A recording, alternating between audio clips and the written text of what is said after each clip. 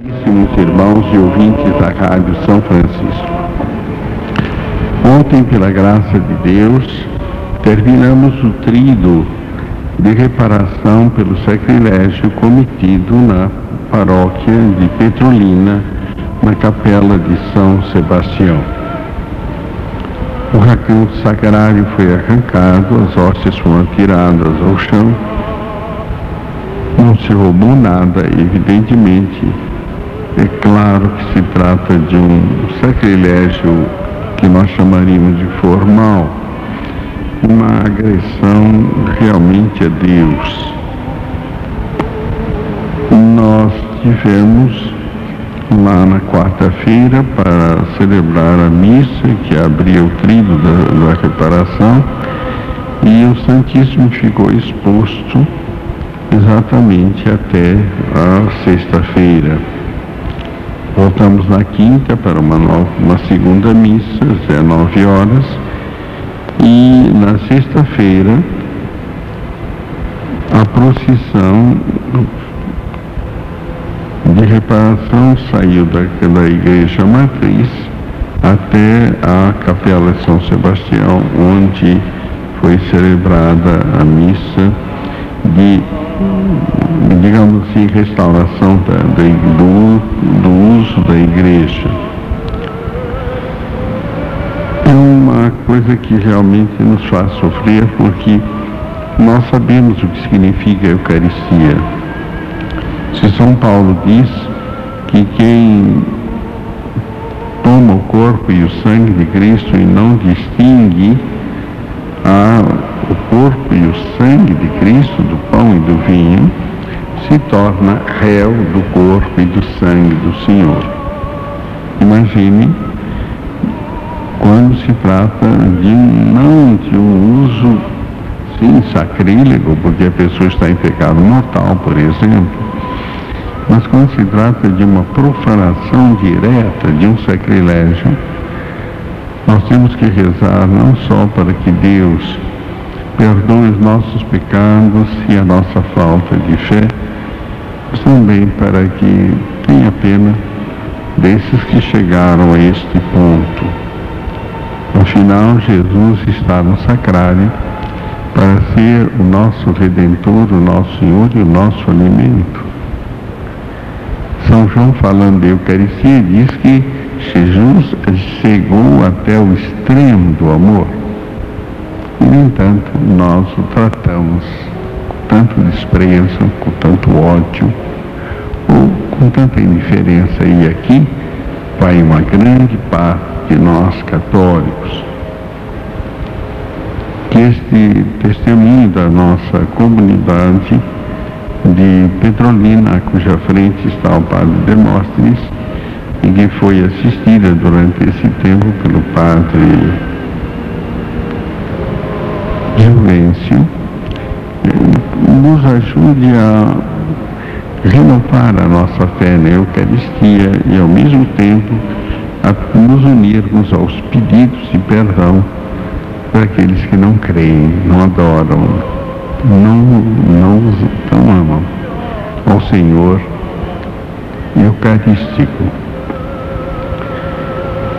Hoje, às 10 horas, portanto, já a cerimônia já se realizou, em Petrópolis toma posse o novo bispo diocesano.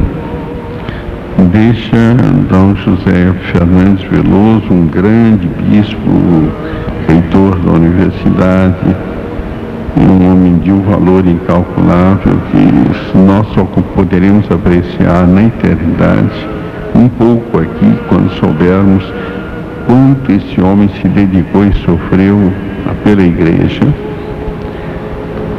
Agora vem Dom Vaz, que é o bispo, foi até agora bispo auxiliar do Rio de Janeiro, que foi também reitor da Universidade Católica aqui de Goiás.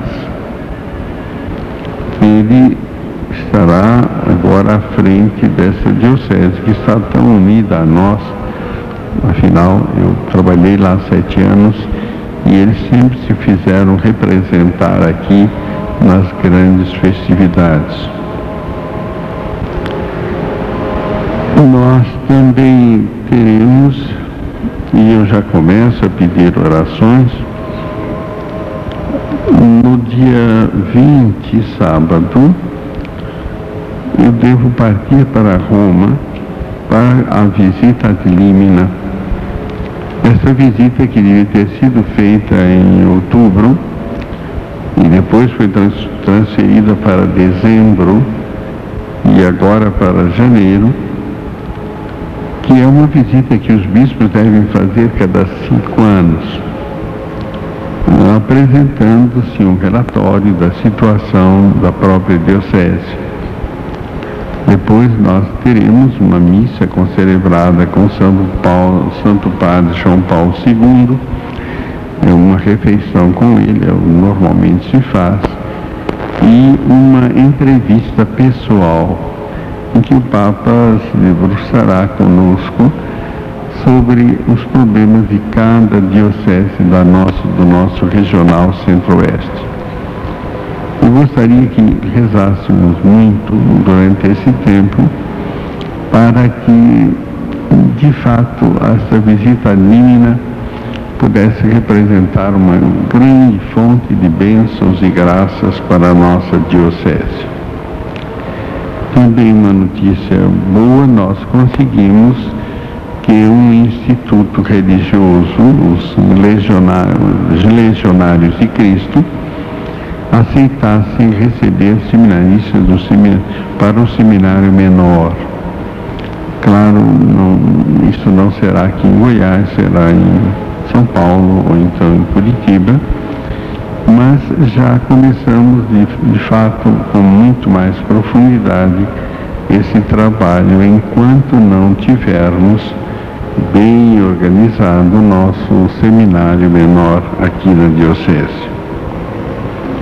Houve várias tentativas e temos de agradecer a tantos que trabalharam, de modo particular, aqui agora no final, ao padre Ludwig Strecker, mas nós temos de procurar uma outra forma para a formação sólida dos nossos jovens que apresentam indícios de vocação. Meus caríssimos irmãos, nós vamos dar uma olhadinha pelos nossos santos da semana. Dia 14 é dia de Santo Hilário de Poitiers, um grande santo, um grande bispo, e que defendeu a Igreja com toda a coragem na sua época e teve de sofrer muito por isso. Ele foi bispo e é doutor da Igreja, pela altura de 368. Teve grandes dificuldades com os imperadores, mas foi sempre fiel na Igreja. E na defesa da verdadeira doutrina, ele se mostrou não só em Poitiers, na França, mas em toda aquela região, um grande apóstolo, um grande sacerdote e um grande doutor. Há uma figura muito simpática nesse dia 14, que é Santa Macrina. Santa Macrina é a avó de São Basílio Magno e também de São Gregório Nazianzeno. São dois irmãos. É interessante ver como a vida religiosa cria condições especiais de santidade. O seu marido, isto é, o avô de São Gregório Magno, São Gregório Nazianzeno e São Basílio Magno, deve ter morrido mártir. Ela sobreviveu à perseguição mas se dedicou de uma maneira extraordinária ao trabalho na Igreja num momento terrível de perseguição. Santa Macrina. São santos, quer dizer, quase uma família de santos. Nós vamos encontrar também um outro santo bastante conhecido e simpático, São Vicente Pallotti. Esse São Vicente Pallotti, ele morreu no século passado. E o que ele nos diz de modo especial? São Vicente Pallotti fundou uma congregação chamada Associação do Apostolado Católico. Foi um rapaz assim de uma classe média baixa, mas que teve uma formação religiosa bastante boa. É claro que não foi lá um brilhante estudante. Pelo contrário, os superiores diziam que ele era um pequeno santo, mas um pouco curto da inteligência. No entanto, foi melhorando, conseguiu até doutorar-se em teologia e chegou a ser um professor assistente. Ele funda uma congregação de irmãs e uma congregação de padres. Foi realmente um homem que trabalhou muito. Os pallotinos hoje são considerados realmente uma congregação que trabalha nos meios de comunicação social, particularmente na edição de livros católicos e de livros de formação religiosa. O nosso santo tem coisas muito interessantes. Morreu jovem, morreu com 55 anos de idade, exatamente porque ficou muito tempo no confessionário, numa época de inverno pesado, depois de ter dado a sua capa e o seu abrigo aos pobres. Ele era um homem assim que se despojava de tudo. A história dele mostra quantas vezes ele foi capaz de chegar em casa quase sem nada, porque havia entregue tudo que ele tinha para os pobres. Inclusive, há um caso muito interessante, isso é muito curioso. Uma vez ele foi chamado para atender um doente, mas os familiares disseram a ele: olha, padre, não vá lá porque ele ameaça matar o primeiro padre que chegar perto. Quer dizer, ele não quer saber de jeito nenhum, ele está num desespero, numa revolta, numa violência que não se sabe onde vai chegar. O nosso santo fez uma coisa incrível. Ele vestiu-se de uma velha senhora e assim começou a chegar perto do homem exatamente como uma visita qualquer. E aos poucos ele conseguiu tocar o coração daquele pobre homem e ele teve a alegria de vê-lo morrer convertido. A festa de São Pallotti, Vicente Pallotti, está no dia 22. De qualquer maneira, fica aí a nossa lembrança. Meus caríssimos irmãos em nosso Senhor Jesus Cristo,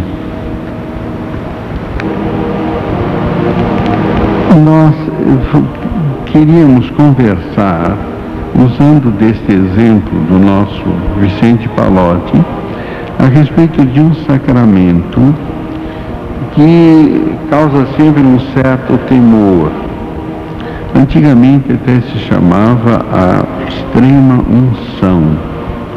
Então já se ligava esse sacramento à morte. E as pessoas têm sempre muito medo da morte. Eu me lembro uma vez que veio uma senhora para mim, lá quando eu era coadjutor, vigário coadjutor em São Vicente, São Paulo, e me disse: olha, seu padre, venha cá atender a minha tia, porque ela está muito mal e não morre. E o senhor indo lá e dando o sacramento, ela vai morrer logo, e vai morrer em paz.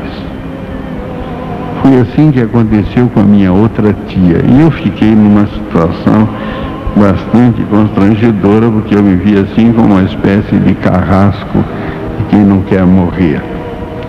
Na verdade, o sacramento da unção dos enfermos, que foi chamado exatamente unção dos enfermos após o Vaticano II, como nome oficial, ele é realmente um sacramento que dá o perdão dos pecados, quando há um arrependimento, é claro. E muito melhor ainda se a pessoa teve condições de confessar-se. Esse sacramento é ao mesmo tempo, digamos assim, uma graça especial para a última batalha. Agonia quer dizer batalha. E essa agonia, afinal de contas, é o ponto mais decisivo da nossa vida, porque é dele que vai depender a nossa eternidade. Mas o sacramento não é dado apenas para confortar a alma nos últimos instantes que esta pessoa vai passar neste mundo, mas ele é também para aliviar os sofrimentos do doente e até curá-lo, se Deus Nosso Senhor vê nisso um bem para a pessoa. Nós vamos encontrar uma expressão bem nítida deste sacramento na carta de São Paulo, na carta de São Tiago, onde ele diz o seguinte: vejam bem, se houver algum enfermo entre vós, que ele chame os presbíteros, e estes unjam o enfermo, e esta unção poderá trazer a saúde para o doente, e a oração dos irmãos trará bênçãos àquele que sofre. Chame os presbíteros da igreja, diz o apóstolo São Tiago. Agora, eu tenho visto na minha vida de sacerdote muitos exemplos de curas com o sacramento da penitência. Se é verdade, como dizem agora os médicos, que a oração tem trazido melhoras para os doentes, de modo especial do coração, vocês imaginem o sacramento, que afinal de contas é uma administração da graça de Cristo ao doente, quanta coisa não pode fazer. Vamos pedir a Nosso Senhor que haja maior amor ao sacramento da unção dos enfermos e que nós realmente saibamos preparar os nossos doentes para morrer, sim, que é a coisa mais importante, mas também para fazer do sofrimento uma bênção para todos nós e, olha, uma expectativa de cura. A bênção de Deus Todo-Poderoso, Pai, Filho e Espírito Santo, desça sobre vós e permaneça para sempre. Ave Maria, cheia de graça, o Senhor é convosco. Bendita sois vós entre as mulheres, e bendito é o fruto do vosso ventre, Jesus. Santa Maria, Mãe de Deus, rogai por nós, pecadores, agora e na hora da nossa morte. Amém.